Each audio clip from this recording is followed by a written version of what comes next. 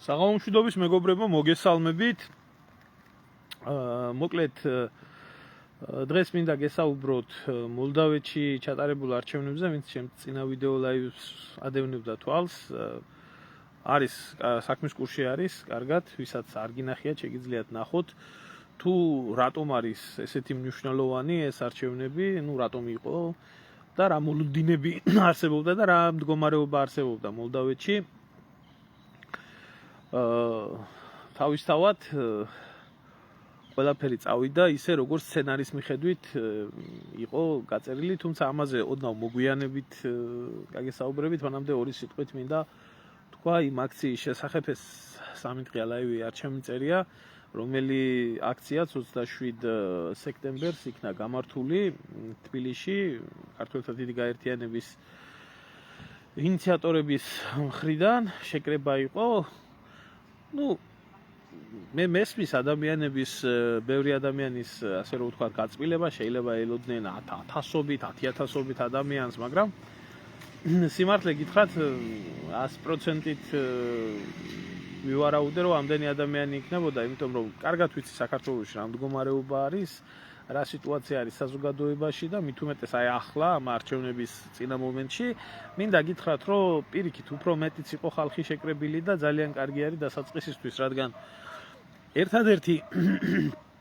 ერთადერთი რის თქმაც შემიძლია, არ ვიცი ახლა ზუსტად არავის დაუთვლია, რამდენი ადამიანი იყო, 500 იყო, 600 იყო, ნაკლები იყო, მეტი იყო, მაგრამ ერთადერთი დაამდვილებით რის თქმაც შემიძლია ეს არის, რომ ვინც იყო იმ აქციაზე, არავისთვის არავის ფული არ გადაუხდია.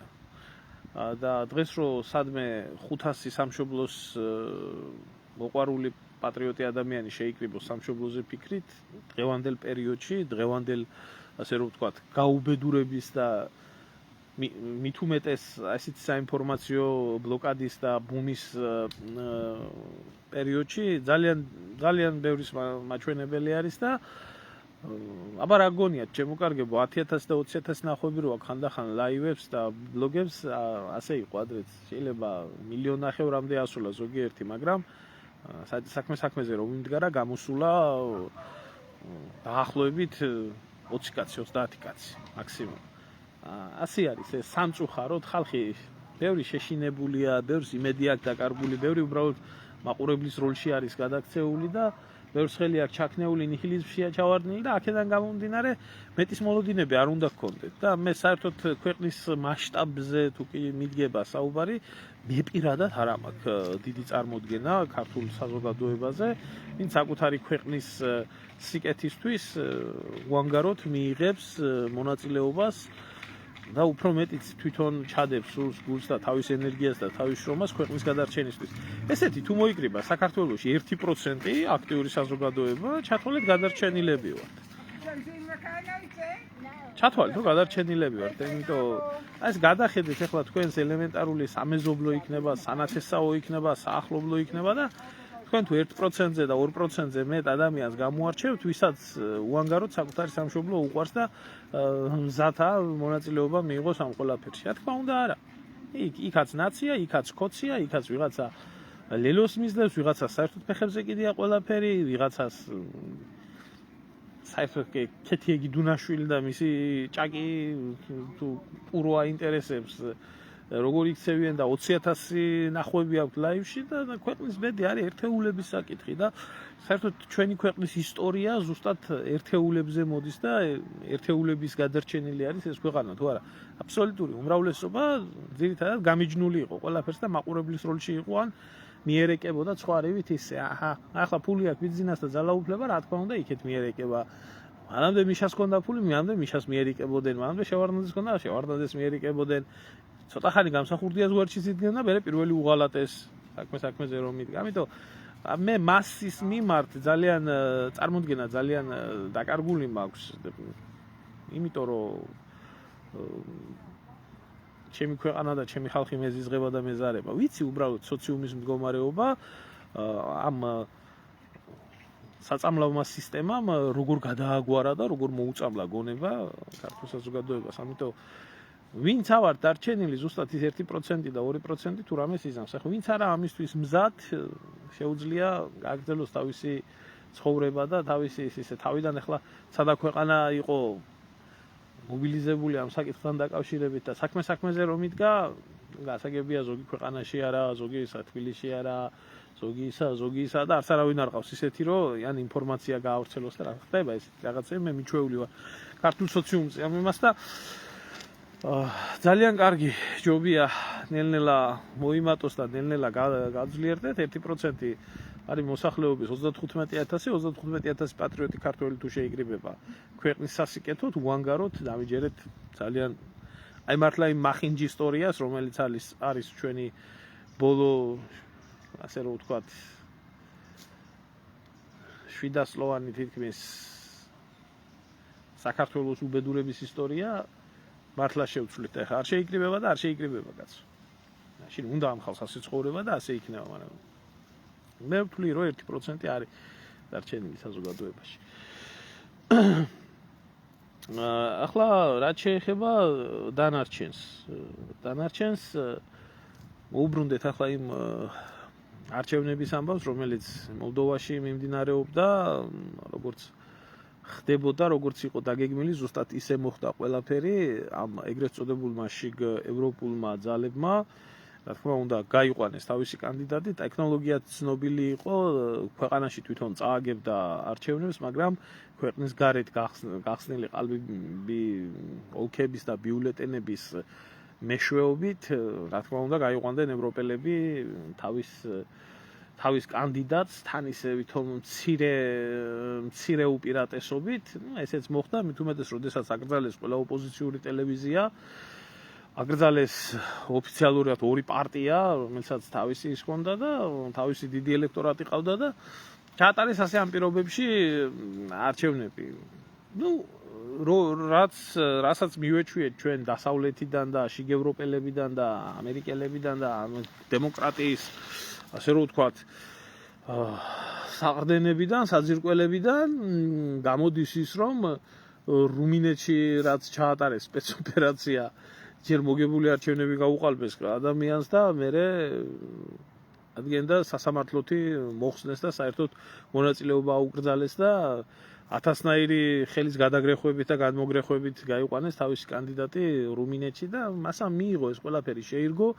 ესე არის საერთოდ ევროპაში გამოყვანილი ყავთ ახლა ტენი წელია უკვე 4 წელიწადია აქ ვარ და კარგად ვაკვირდები როგორ ხდება ევროპაში სოციუმის მართვა. ადამიანები მაქსიმალურად მოშორებული არიან რეალურ პოლიტიკას, ისინი დაკავებული არიან თავისი პირადი ცხოვრებით და მხოლოდ და მხოლოდ სისტემას აქვს შექმნილი მარტო ჭამესვი და რაში გაინტერესებს შენ ესა რა ქვია შენს კეთილდღეობაზე იფიქრე და იქეთ პოლიტიკა შენ არავინ გეკითხება ეგ ტელევიზორი გადაწყვეტს როგორ და რანაირად და საერთოდ მასის მართვა დასავლეთის ქვეყნებში ძალიან დადებითად ასე რომ ვთქვათ მაგათ და დადებითად მოახერხეს გამოზარდეს ის სოციუმი რასაც ეტყვის მთავრობა რეალობაში აკეთებენ იმას და რო კითხო ამას დემოკრატიას ეძახიან ამიტომ დასავლეთიდან და დასავლეთში და განსაკუთრებით ახლა ევროპაში თუ შეერთებულ შტატებში დემოკრატიის გარდა ყველანაირი ასე რომ ვთქვათ და ადამიანის უფლებების გარდა აბსოლუტურად ყველაფერი დარჩა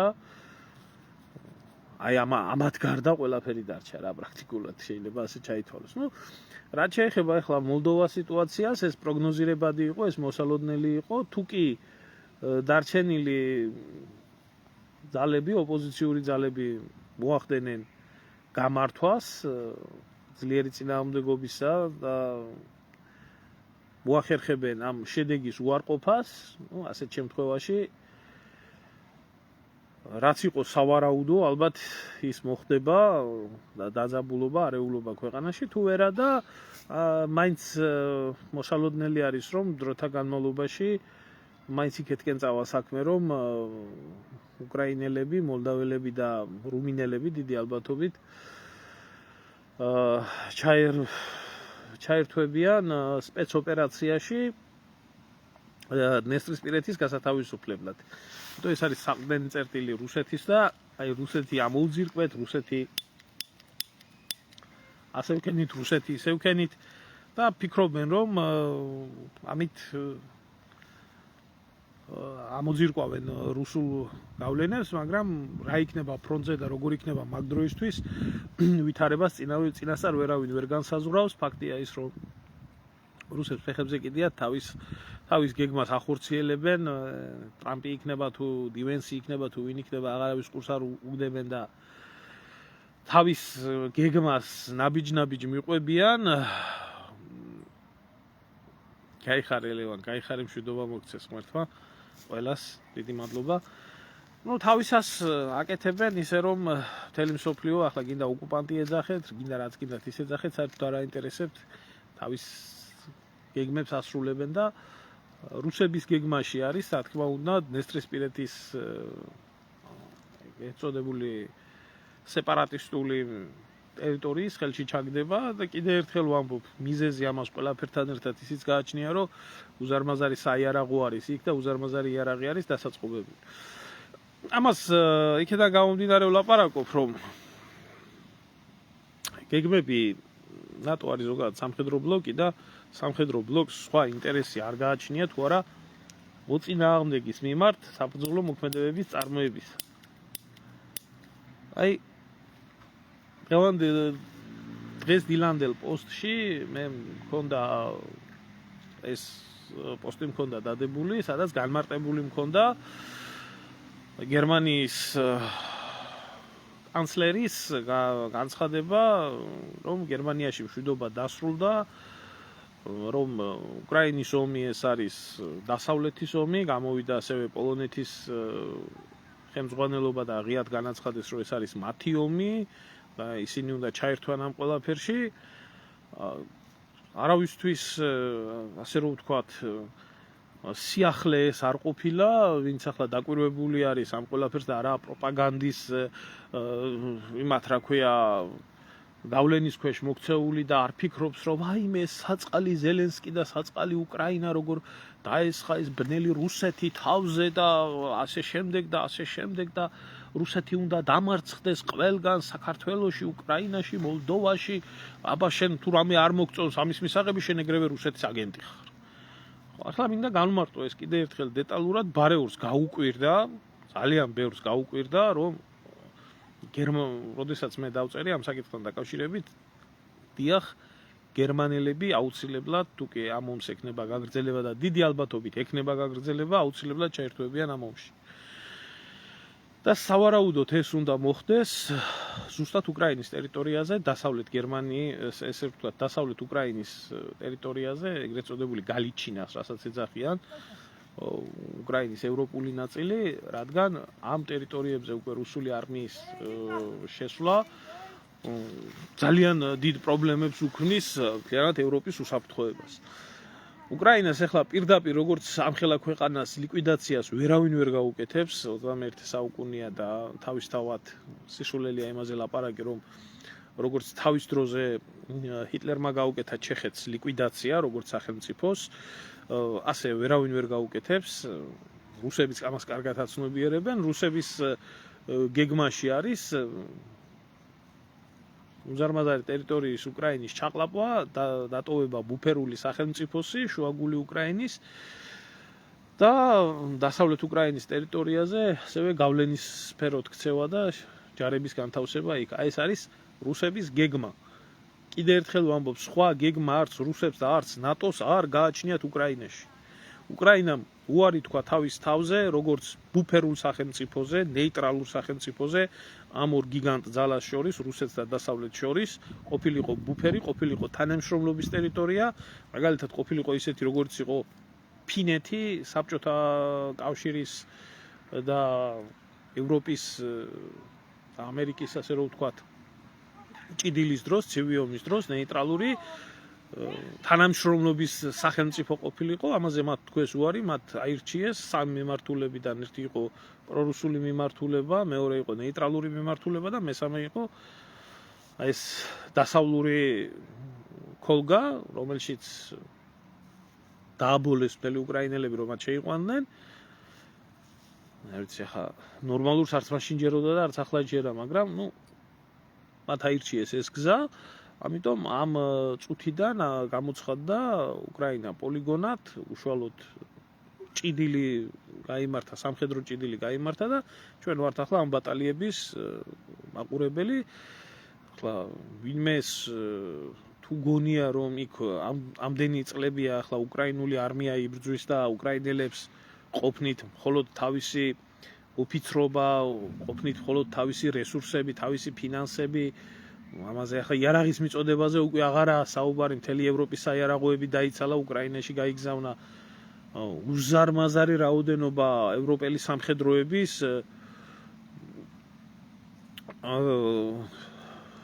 დაწერეს ეგრეთ წოდებული რაპორტები საკუთარი სამსახურიდან და წავიდნენ და უკრაინაში ინსტრუქტორებად როგორც მოქალაქეები ესე ჩაეწერენ რომ იმ სპეციფიკურ მრავალ იმიტომ ახლა საერთოდ ვისაც ჯართან, ომთან, სამხედროსთან ქონია შეხება, იცის ყველამ რომ არსებობს სტანდარტი, რომელიც სტანდარტის იარაღიც არის ამა თუ იმ ქვეყანაში.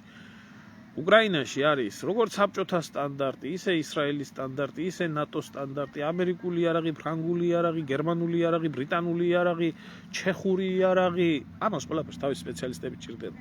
ჭირდება სპეციალისტები, რომლებიც ამას ბრძოლის ველზე უშუალოდ მით უმეტეს გამოიყენებენ. იტალიური იარაღია კიდე ლომად შესული.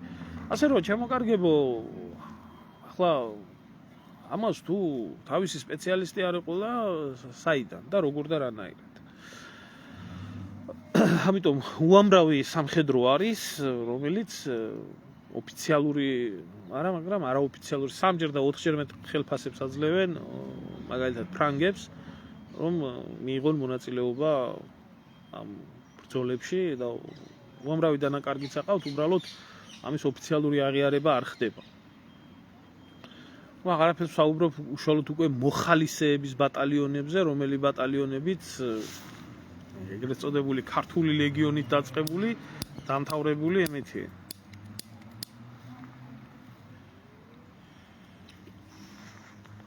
კოლუმბიელებით არის გავსებული. თურმე კოლუმბიას იმხელა დარდი და იმხელა ფიქრი ქონია უკრაინის მეტი რო არ შეიძლება, მაგრამ ასია ეს ქირაობენ, ასე იყო ავღანეთშიც, ასე იყო ერაყშიც. იყო შეიარაღებული ძალები ბაზებზე და არსებობდა დაქირავებული მებრძოლები, რომლებიც უშუალოდ მონაწილეობდნენ. აი, მაგალითად, ამერიკელების დანაკარგიო 3000 კაცამდე არისო, თლათო თუ მეტი არაო. ის ოფიციალური ჯარის დანაკარგია თუ არა, დაქირავებული ჯარის კაცები, რომლებიც ავღანეთში უშუალოდ მონაწილეობდნენ 20000-ზე მეტ შეადგენდა. და თავისი ჯარისკაცი ძვირი უჯდება. ასე არის ახლა იქაც. აი, კითხვა ხო არ არის ერმილე უკრაინა მეორე ავღანეთიო. ეს შემოძმაო მარტო ჩემი და შენი ნაზრები არ არის. ეს ღიათ იყო გაცხადებული, რომ უკრაინა იქნებოდა რუსებისთვის მეორე ავღანეთი და ევროპის ავღანეთად იქცეოდა და მიაღწიეს ნამდვილად იმას, რომ უკრაინა გადაიქცა მართლა მეორე ავღანეთად, იმიტომ დაწყებული ორგანოების ვაჭრობით, გაგრძელებული იარაღის ვაჭრობით და ასე შემდეგ, ნარკოტიკის ვაჭრობაც იყოს თუ რაც გინდა, ყველაფერი ხდება უკრაინის ტერიტორიაზე, თვითონ დასავლეთმა შექმნა ეს ჰიბრიდი და არც ისიც სიმართლე გითხრა, ახლა ომი რო დამთავრდეს, უკვე ამ რეჟიმს რა უყოს. ამდენ გამოცდილ სამხედროს, ამდენ სამხედრო კორუმპირებულ დარგში გარკვეულ ხალხს და ეს უზარმაზარი არხები, აი მაგალითად ორგანოების ბაზარი ევროპაში გაიაფდა. იმიტომ გაიაფდა, რომ სადაც ომი არის და მით უმეტეს ამხელა მასშტაბის იქ ბევრი ორგანოების შოვნა შეიძლება იაფათ, შავი ბაზარი. იქ მკვდრად აფორმებენ მორგში და მიდის ახლა მაგას სანდრა რულოვსი ხელმძღვანელობდა საქართველოში და ყოველთვის მასე იყო, ყოველთვის მასე ხდებოდა უკრაინაში სხვათა შორის ჰქონდათ მაგ ბიზნესი. ასე რომ და რაც შეეხება მე შორსავარ იმ აზრიდან კობა რომ უკრაინა იქცა მეორე ავღანეთად. არ შეიძლება ამ ყველაფრის შედარება მარტივი მიზეზის გამო.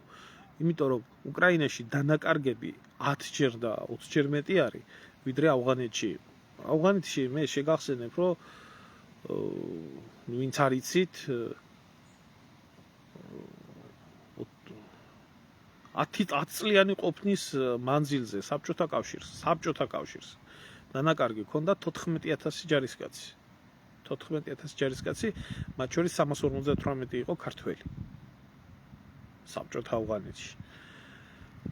Ну, რა თქმა უნდა, ავიაციის, ამის, მაგრამ ბრძოლის ხერხები შეიცვალა.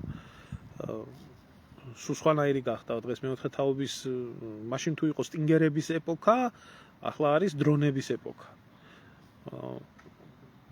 დანაკარგები კიდე ავღანეთზე 9-ჯერ მეტი არის, როგორც ერთი მხრიდან, ისე მეორე მხრიდან ტექნიკას თუ ავიღებთ და მატერიალურ ხარჯს. ამიტომ ავღანეთი უკვე დიდი ხანია მოტოვებული არის იმაში, რასაც ქვია აი მასშტაბები. ამათთვის იყო ავღანეთი იხმარებოდა შემდეგნაირად. ესენი თვლიდნენ, რომ უკრაინა უნდა გამხდარიყო ჭაობი, რომელიც ჭაობშიც ჩაეფლებოდა რუსეთი, როგორც ავღანეთში ჩაეფლო საბჭოთა კავშირი და დიდი ხანი გაგრძელდებოდა ბრძოლა. აი ამ აზრს უკვე დიდი ხანია მიღწეული არიან, იმიტომ რომ ომი უკრაინაში რეალურად 11 წელია მედის. უკვე ამ ხრივათაც გადააჭარბა 2014-დან მიდის ომი უკრაინაში და არა 2022-დან. 22-დან უბრალოდ მასშტაბი გაიზარდა ომის. აქედან გამომდინარე, იმას, რასაც ქვია უკრაინის ავღანეთიზაცია, უკვე დიდი ხანია მომხდარია. უბრალოდ ჯერ ხალხი კიდე ამ მასშტაბებს ვერ აცნობიერებს რა. იმას ვამბობდი, რომ ადამიანების გონება ისე დაიხშო აქაც ეს ტექნოლოგიების საშუალებით და ამ ყველაფრით ამ პროპაგანდამ ისე დაუხშო ამ ხალხს გონება, ვერ ხვდებიან რამხელა დანაკარგებზე არის საუბარი და მეორე საკითხი, კიდე უფრო მნიშვნელოვანი საკითხი, არასდროს ავღანეთის ომის დროს არ ყოფილა ახსენებულა მაგალითად ბირთვული ომის ესა რა ქვია, საფრთხე. არასდროს არ ყოფილა მსგავსი. უკრაინაში არის ამაზე საუბარი, ტაქტიკურ ბირთვულ ბომბამდე ყოველ შემთხვევაში ლაპარაკი მიდის, რომ გამოყენებული იქ.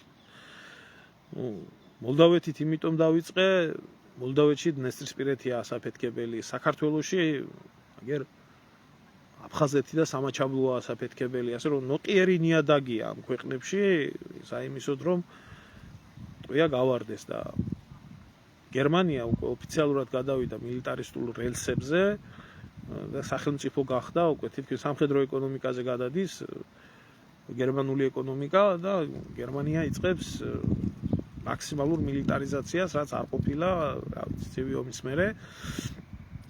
აქედან გამომდინარე, ეს მართლაც ევროპელების ომი არის და ევროპელები ალბათ ჩაერთვებიან უფრო დიდი მასშტაბებით. და რაც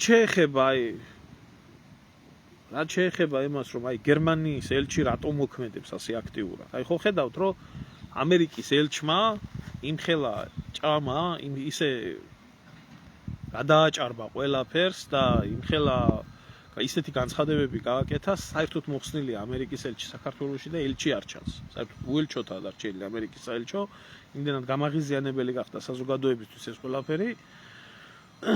უბრალოდ არის საელჩო, რომელიც აკეთებს განცხადებებს.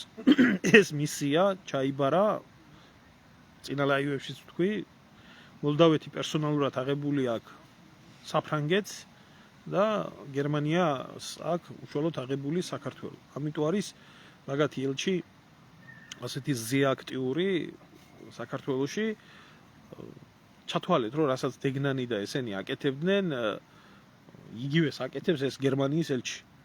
არაფერს არ აკეთებს სხვას განსხვავებას. უბრალოდ ამერიკის მაგივრად გერმანიის ელჩი აკეთებს ახლა ამ ყველაფერს.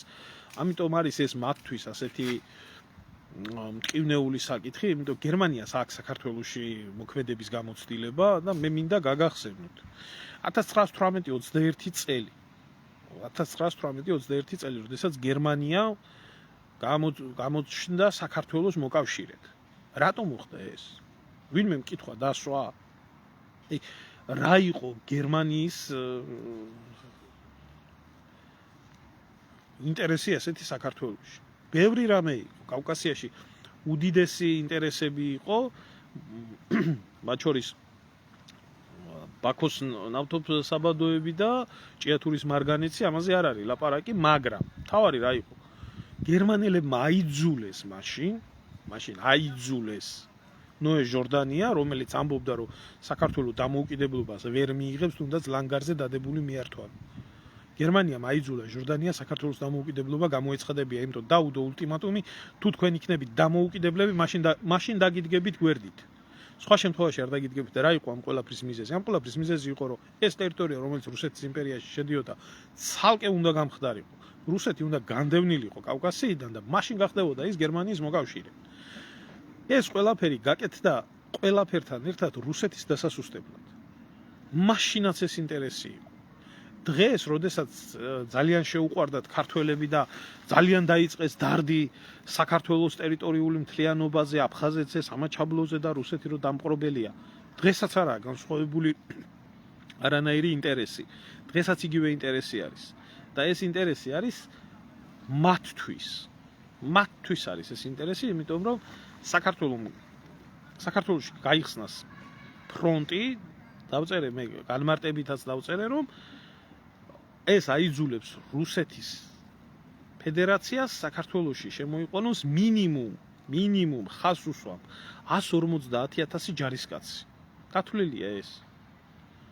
ვიცი, გასაგებია, რომ 150,000 ჯარისკაცი არ ჭირდება დღევანდელი საქართველოსთან ბრძოლაში, მას რა ქვია. მაგრამ ხალხო, აქ საუბარი იმაზე კი არა, რომ ბრძოლას მოიგებს და გავა. აქ დასაკავებელი არის ტერიტორია და ქვეყნის ტერიტორიის კონტროლს, მით უმეტეს თუ გაითვალისწინებს ვინმე საქართველოს მთაგორიან ტერიტორიას, ჭირდება უზარმაზარი ჯარი. და თავარი კიდე რა არის? თავარია საქართველოს იფეთქოს თუ არა. ყველამ კარგად იცის, რომ საქართველოში პირდაპირ დაპირისპირება დიდხანს ვერ გასტანს. ვერ გასტანს. მაგრამ საქართველოსთვის უკვე ყავთ დიდი ხანია დაკონსერვებული ის ძალები სირიაში, თურქეთში და ასე შემდეგ, რომლებსაც შემოყრიან ასევე ისლამური სახელმწიფოების მხარდაჭერით.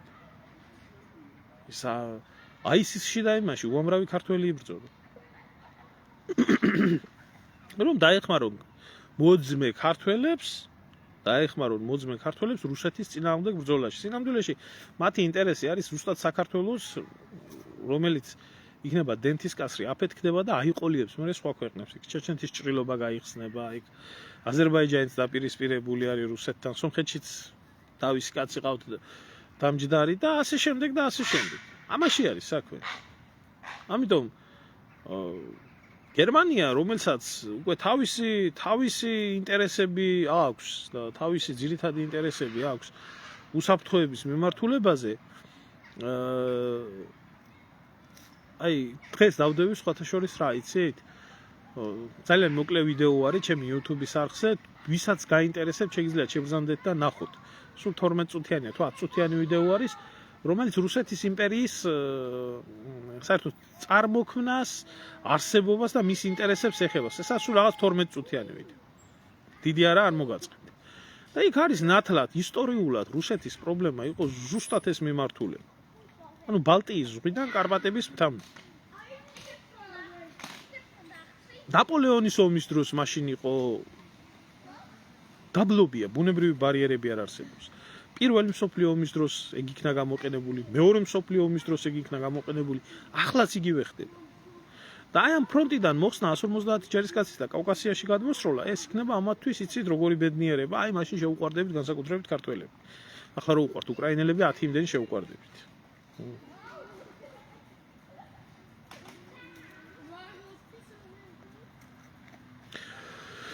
Ну, რა გითხრათ, ჩემო კარგო, ახლა ეშინიათ, არ ეშინიათ, ფაქტია, რომ გამწვავებაზე არიან ბოლომდე წასული. აი, კითხვა სვამს, რომ აქამდე რომ ამწვავებენ ბირთვული იარაღის გამოყენების არ ეშინიათ, უჟელიო. კაცო, აქ საქმე სხვანაირად დგას. ამათ სხვა გზა არ აქვს.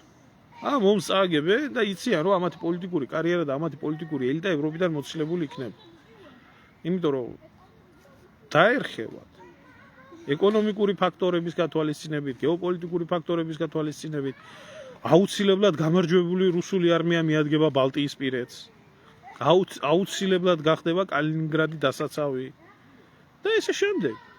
ამიტომ მიდიან ესეთი ბოლომდე. და ფიქრობენ, რომ აი ამ ბოლომდე ჭიდილში სადღაც ჩატეხავენ რუსეთს. და ამისთვის ჭირდებათ უკრაინელი, ქართველი, მოლდაველი, ყველა აბსოლუტურად ყველა რესურსი კარგია. რომელიც იქნება რუსეთის წინააღმდეგ გამოყენებული. აი ეს გეოპოლიტიკური ინტერესები გადის კავკასიაზე ახლა. გამოვა ვიღაცა და იტყვის, რომ პროპაგანდით დაშტერებული თურმე მე რას ვამბობ, ეს როგორ მომხდარა, როდის მე იყო ევროპას და ამერიკას ჩვენთვის ცუდი უნდა და ეს რუსული პროპაგანდაა და ეს შემდეგ ახლა როგორი ზომბირებული მასაც არის, მე თქვენ გიკვირთ ის, რომ ყოველგვარი სიბინძურის პოლიტიკის სიბინძურის დაცლილი ადამიანების დეფიციტი გახდა საქართველოში. აბსოლუტური უმრავლესობა ასე აზროვნებს. თავისი აზრი არ გააჩნია.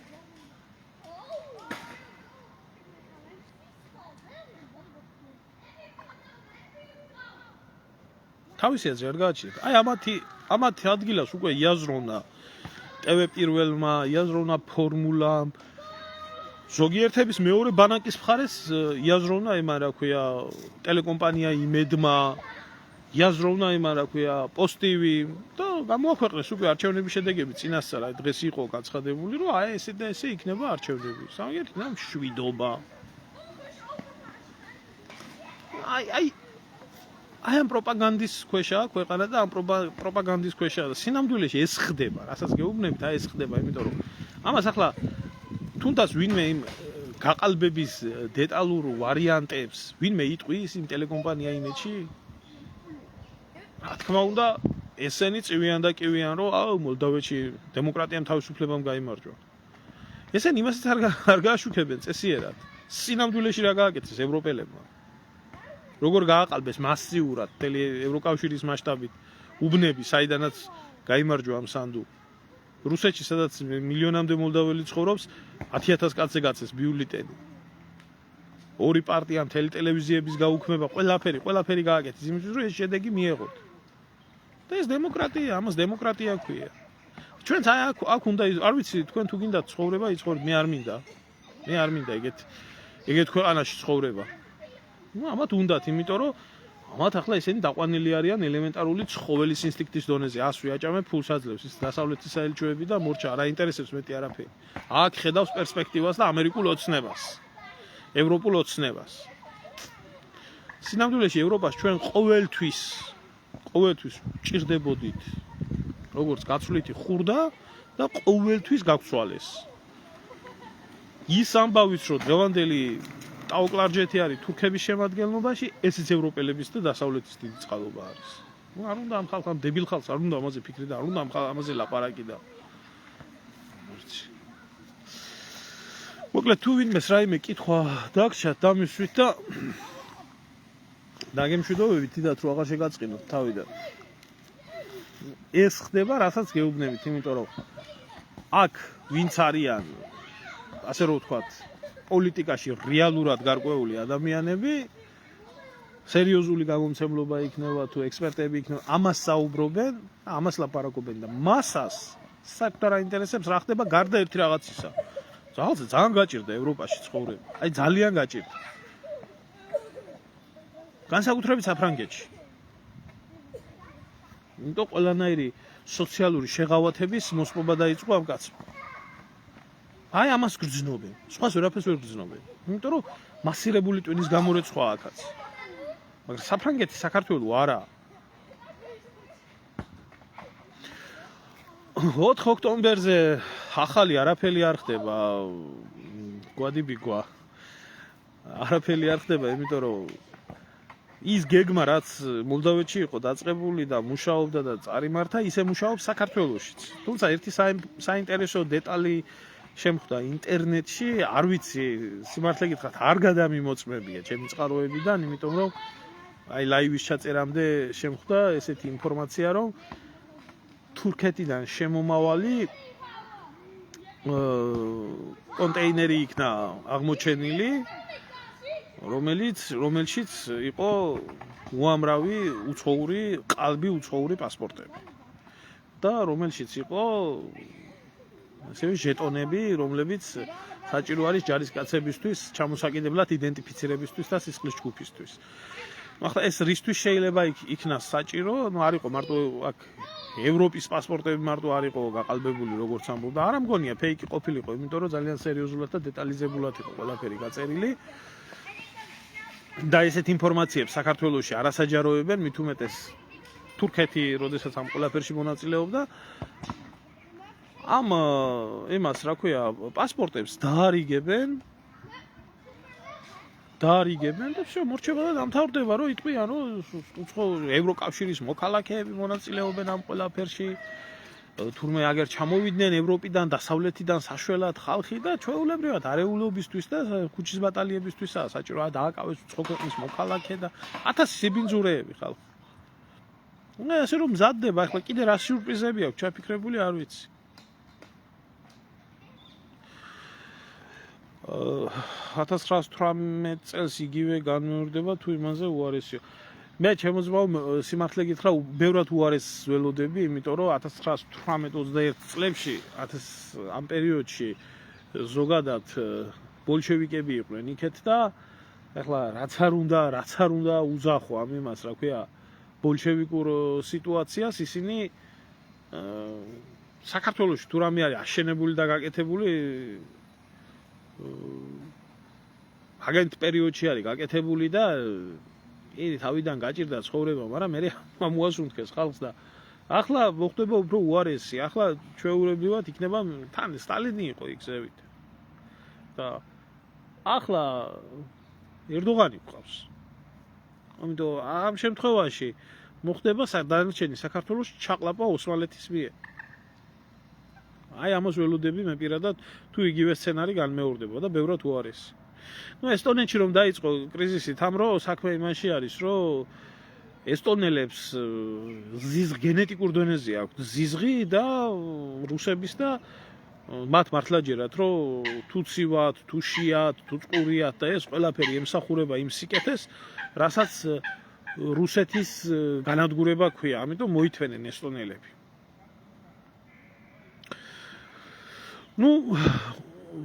ბატონო ევგენი მაგაში არის საქმე შევხედავთ ამ ყველაფერს გამოჩნდება ეს ამ დღეებში იმიტომ რომ საკმაოდ ერთი ძალა თუ არის 0 რაღაცა პროცენტებით გაიმარჯვეს მეორე ძალა არა და ქვეყანაში განწყობები პრორუსული არის ძალიან დიდ ნაწილად იმიტომ მიმდინარეობს ეს ყველაფერი და რუსებს მოლდოვეთში აქვს ძალიან დიდი გავლენა გაზით დაწყებული, ფულადი გზავნილებით, კულტურული ინტეგრაციით, ნესტრისპირეთით, ასე შემდეგ და რუსებს აქვს სხვათა შორის მოლდოვეთის დანაწილების და დაშლის გეგმაც. როგორც ნესტრისპირეთი იქნა ჩამოცილებული, ისე ჩამოცილებული იქნას გაგაუზიაც. გაგაუზია ეს არის თურქები არიან, თურქულ ენოვანი და თურქული გენეტიკის ტომი არიან, ოღონდ არიან მართლმადიდებლები. რომელიც ავტონომია არის და ერთხელ უკვე გამოცხადებული ქონდათ დამოუკიდებლობა 90-იანებში ნესტრისპირეთივით, მაგრამ მერე დაბრუნდნენ. ამიტომ ქართულების შემთხვევაში არ ამგონია რომ ეს ავტონომია არ ჩამოცილდეს და საერთოდ როგორ დადგება მაკბედი, არ ვიცი. რუსებს ძალა აქვს ამაგისო. მაგრამ რამდენად თვლიან ამ ძალის გავლენას და საერთოდ ერთი რაღაცაა, იცით, რუსებს გამოდით ხისტი ძალა, მაგრამ რბილი ძალა ნაკლებად გამოდით. ვერ მოქმედებენ ისე როგორც საჭიროა. ნახავთ აგერ გამოაჩენს მაგას როგორი შემგუებლები იქნებიან ამ ყველაფერთან დაკავშირებით რა. არ ვიცი ჩემოძმაო წაქცევენ თუ ვერ წაქცევენ, ამას ნამდვილად ვერ გეტყვი. ნახდათ ვერ გეტყვი, იმიტომ რომ როგორც ერთ მხარეს ისე მეორე მხარეს დიდი ესაა. ერთი ესაა, რომ ქართველებს უბრალოდ იმდენად აქვს ნაციონალური მოძრაობა შეზიზღებული და მათზე დამყნობილი ლელო და ესენი არა აქვს უბრალოდ ხალხში ავტორიტეტი, თუ არა ამათ უბრალო ავტორიტეტი რო ქონდეთ ხალხში, ქოცების ხელისუფლების დამხობა რა უნდა. როგორც კარტის სახლი ისე ჩამოინგრეოდა. აი რა შემოგევლე ახლა რა არა ჩემი გასარჩევი ბოკერიას და იმის რა ქვია მახარაძის დებატები არ მაინტერესებს სიმართლე გითხრა რა იმიტომ რომ ბოკერიას უნდა ელაპარაკებოდეს პროკურატურა და ბოკერიას უნდა ელაპარაკებოდეს ციხე პოლიტიკაში და დებატებში კი არ უნდა უჯდეს ვინმე რაც აქვს ჩადენილი ისე ჩაიარა მაგ დებატებმა მე ვნახე ერთი არავინ არ შეახსენა, ბიჭო, რომ სულხან მულაშვილი პირდაპირ ხელს გადებდა, მაწამებდი, წამებაში ამოხდეთ, კაცს სულიო და კაცშვილმა მამამისიც მაგას ამბობდა, თვითონაც მაგას ამბობდა, ხელშეუხებელი რატო ზიხარ, რომ კაცს არ უკითხი. და ადამიანის უფლებებზე ლაპარაკობდა ბოკერია, რა უნდა გელაპარაკო ძმა, ახლა მაგ საკითხთან დაკავშირებით. ცინიზმი. მეტი არაფერი. მაგას რო ოპონენტი ქვია და პოლიტიკოსი ქვია დღეს. და საერთოდ მაგათთან არჩევნებში მონაწილეობა და ეგეთი რაღაცა გაправებაა მაგ რეჟიმს. კარგი მოწ. ზანგეზური ჩემო გიგა არავის არ ახსოვს ამ ეტაპზე და დიდი ალბათობით ჩაშლილ მოშლილიცა და ყველა გაჩუმებულია მაგ საკითხთან დაკავშირებით.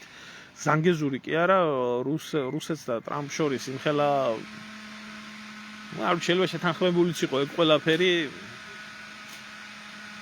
სერიოზული ცვლილებები არის რა.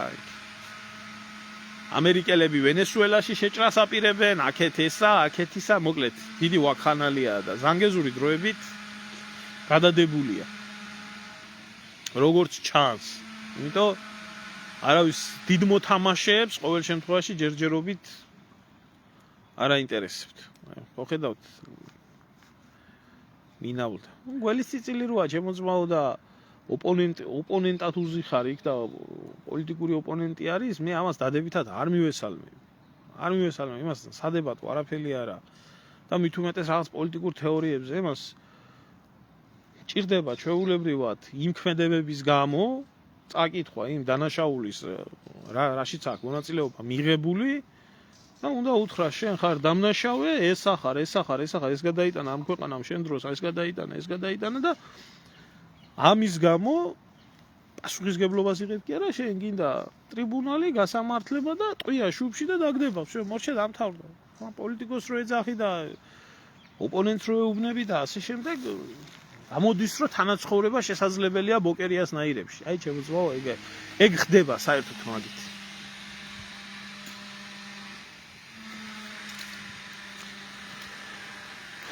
კარგი, დაგემშვიდობებით, აბა მშვიდობა მოგცეთ, ღმერთმა უფალი გფარავდეთ.